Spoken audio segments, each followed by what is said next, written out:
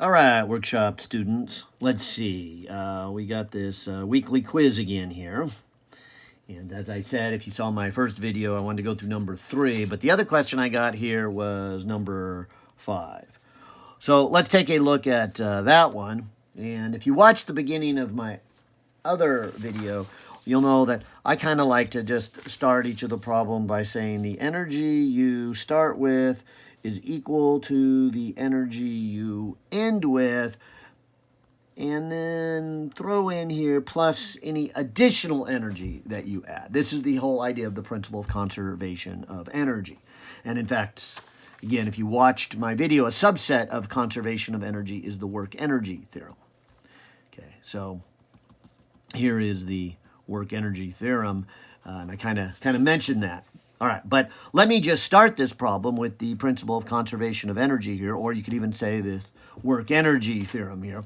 And so what I'm going to do is say, all right, let's apply this to this particular case. And let me give you the general idea. When you talk about the energies you start with, you guys have only 3 energies really at this point in your education to work with. The kinetic energy, the gravitational potential energy, and the energy stored in a spring when it stretches. Sometimes we call that an elastic energy. Sometimes we call it the potential energy of a spring. A lot of names we give to that. I'm going to use the word elastic energy. I kind of like that. All right, so this is all the energies you start with, plus anything you add or take away is going to equal what you end with. And so here's our 3 energies again. You're going to have a final kinetic energy. You're going to have a final gravitational energy. And you're going to have a final elastic energy. Now, usually we don't need every term for each problem. So again, if you watched my first video, you heard me rambling on about all these different terms, and most of them canceled off. And I think the same thing's going to happen here. And so I'll just write out the general idea and then look at this problem. It says a block of mass this on a, frictionless is attached to a horizontal spring with the spring constant. The block is pulled by hand for a distance of this away from equilibrium and then released from rest.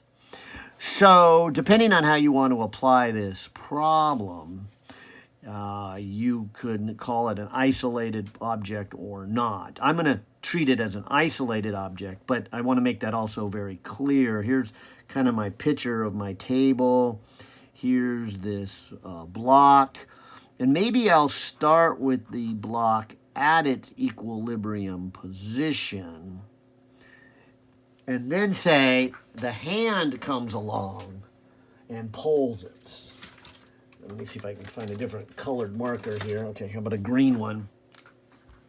So if I pull it, say, over to here, so now the spring is stretched, like something like that,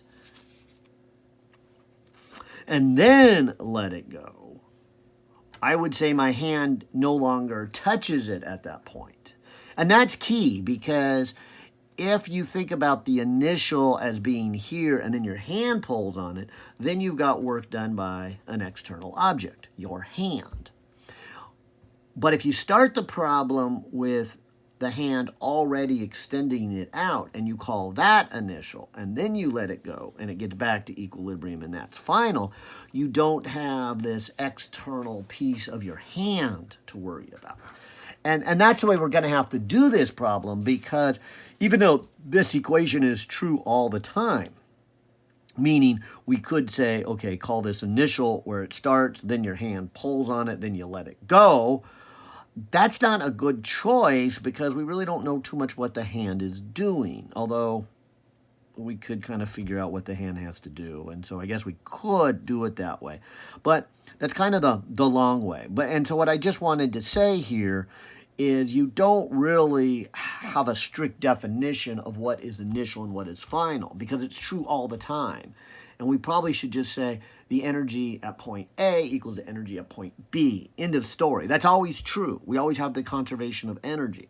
It's just what happens between A and B will determine how we treat each term. So I'll say it again. To make this problem as easy as possible, I'm going to call the initial condition after the hand has pulled it, but before it lets it go. And then I'm going to call final when it snaps back to equilibrium. The block is pulled by hand a distance from away and released. At the instant the block passes back through the equilibrium, what is its speed? All right, so knowing my kind of thinking of the definition of initial and final, I could start to fill in these terms, starting with this one, which would be 0, because they said it's released from rest. And since we're on this table, the initial height and the final height don't change. We could even call them zeros, and we just have zeros on both sides. Or we could call the ground 0, and then, maybe the table is a meter high. We don't really know, but I do know that the height doesn't matter. In fact, the height would only matter if it ever changed its height. So notice it shows up on both sides. That's why I say a lot of these problems, a number of these terms go away. And so far, 1, 2, 3 have gone away. Now here we have a term. This is the 1/2, and the spring constant is the 10.8. And we have stretched it. Let's see, the block is pulled a distance of 0.322 meters. Okay, so that's our first non-zero term in this discussion. I'll even say the reason I picked the initial and final as described earlier is so that there is no other outside influence. So that one goes to 0. And so this is a way of saying that if I start with the most general case, which I guess I should, and think about all of them, many of them will be 0. And in this case, 1, 2, these 3 here go away, and the only thing I have to begin with is the energy stored in the spring. It kind of makes sense. You pull it apart, and all of this begins with a stretched spring. So that's where all the energy is. Okay, so then as it snaps back, it goes faster and faster and faster, and that's why when it gets back to equilibrium, you're going to have a term here. This is going to be some speed, which we don't know, but that's what we're asked to solve for.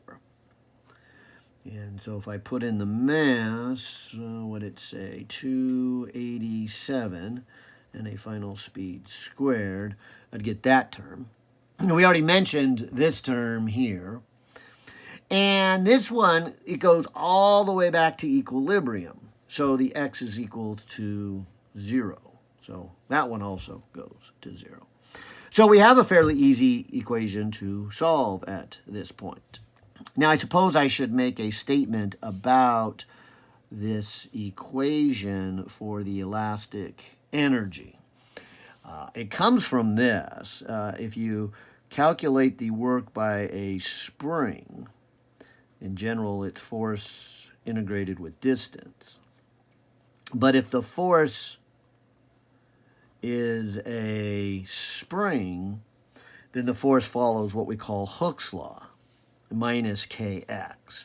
And so what we get is this 1/2 kx squared, evaluated from whatever our limits are, initial to final.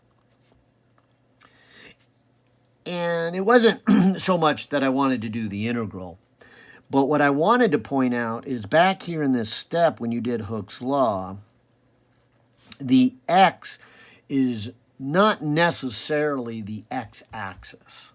The x is how much the spring is either stretched or compressed from its natural length. Okay? So in this particular problem,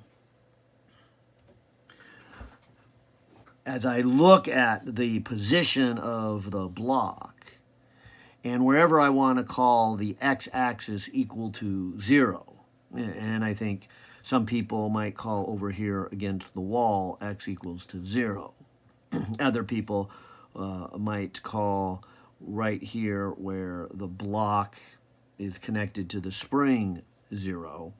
Other people might call, well, let's call this x equal to 0 where you let it go. That would be a very natural spot. But if you do that, that's fine. That's x, meaning x of your x-axis. But that is not the x that goes into this equation. This equation is the x measured from the natural length, and that would be right here. We have no choice about that. So we really could have, in a problem like this, two different meanings of x, and that's where it can be confusing, and that's why I thought I would take a minute to kind of explain that the x in this equation is not necessarily the x of your x-axis. Because you could pick 0 anywhere you want, but you can't just automatically pick any place for the spring to have 0 force. The spring only has 0 force at its natural length. So using this equation, you are actually then choosing where x equaling 0 needs to be. And maybe so you don't confuse yourself, maybe wherever the x equals 0 for the spring, maybe that should also be your x equals 0 for your horizontal grid. Although that wouldn't help if the spring was going up and down. So we have to have both in there. But that's why it was so important here at the beginning that, and I should have said it back here, and so I'm saying it here, why I put the initial x to be this distance, because using this equation for force dictates where x equals 0 must be. Excuse me. So now I can probably finish the problem here and do the mathematics. So this is 1/2 times 10.8 times 0.322 squared, and there's the energy. Now, finishing the problem, I can bring the 2 to the other side, so I'll say times 2, then I can divide by 0.287, that would be v squared, and then taking the square root of that should give me a speed of 1.98 meters per second as it returns. And in fact, I don't know why, I feel like maybe I hit a button wrong here. Let me take that speed and square it. Do I get that same kinetic? Oh, yeah, good. I got the same energy I got there. Okay, so it does work. All right. Hope that helped.